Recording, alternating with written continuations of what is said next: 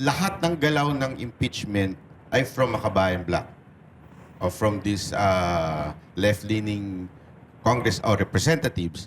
Pero may part din kasi na lumabas na picture na si Romualdez nakikipag-meeting sa kanila.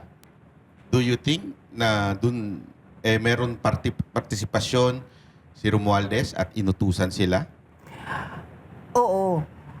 Totoo yan. Kasi makukuha mo yan sa sinabi sa privilege speech ni Senator Francis Escudero na si Martin Romualdez ang mastermind ng lahat. Kung maalala ninyo, noong nakaraang taon, September 29, 2025, nagsalita si Senator Escudero at sinabi niya yon.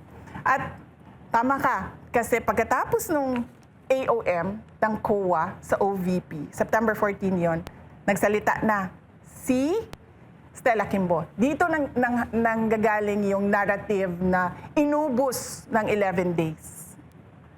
Si Stella Kimbo na yon, hindi na ito kaparte ng Makabayan Bloc. Kaparte na ito ng grupo ni Martin Romualdez. Ayan na yung let's stick to the plan. Yan na yun. Yung let's stick to the plan, yun yung kulang pa yung kulang pa yung kanilang ebidensya. So ang ginawa nila, tatanungin natin sa budget hearing yung confidential funds. Na sinasabi naman namin na kung maaalala nyo, mag-isa akong pumunta doon, hindi ko pinasama yung mga tiga-Office of the Vice President. Kasi may nagsabi na sa akin galing sa House of Representatives. Sabi niya, mapapahiya yung opisina ninyo. Sabi ko, okay, sige. Sabi ko sa mga kasamahan ko sa OVP, sabi ko, papahiyain tayo . So sabi ko, wag na kayong pumunta. Kasi mga ordinaryong empleyado ito, hindi naman itong mga politiko, wala silang power at all. Tapos aatakihin sila, syempre, ng publiko, di ba? Kahit hindi totoo yung mga akusasyon. So sinasabi ko doon sa budget hearing, wala kaming request ng confidential funds. Pero bakit kayo nagtatanong tungkol sa confidential funds? Dalawang tanong lang doon ang hindi confidential funds. Lahat yun, puro confidential funds, na wala naman sa budget proposal ang confidential funds.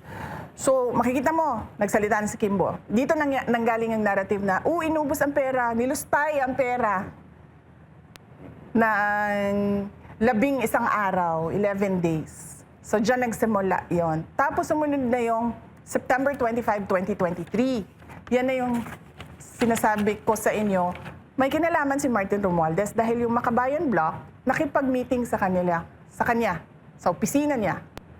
Nag-meeting kami, sila naman yung nagsabi publicly. Nag-meeting kami patungkol sa confidential funds. So dun na semento yung partnership, kumbaga, ni Martin Romualdez at nung Makabayan Bloc. Na kung makikita ninyo, pagkatapos ng September 25, lumabas October 3, 2023, ang pangalawang AOM ng Commission on Audit. Kasi paniwala ko, yung unang AOM, nakita ng Commission on Audit, wala tayong makukuhang ebidensya dito. Dadagdagan natin yung AOM. Gagawin nating papahirapan natin sila na mag-comply ng documents. Bigay tayo ng isa pang AOM para may makuha tayong ebidensya. Ma'am, pwede natin explain kung ano yung AOM sa mga hindi nakakaalam po ng AOM. Opo. Ang AOM ay ito yung Audit Observation Memorandum. Na kung nakikita nyo sa Office of the Vice President, lahat ng AOM namin, nasasagot namin. Kaya namin nakukuha yung unmodified opinion. Kasi wala naman kasi talaga kaming ginawang katiwalian. Nagtrabaho lang kami ng maayos sa Office of the Vice President.